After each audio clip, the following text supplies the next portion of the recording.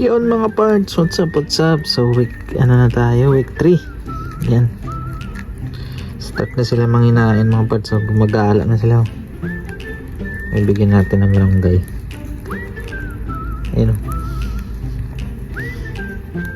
Pero nakapikit pa rin mata nila. Buti na susustain ng nanay yung gatas. Tuturuan yan. Kasi naghuhukay pa oh. Kaya rin sa gitna. Taan nila yan.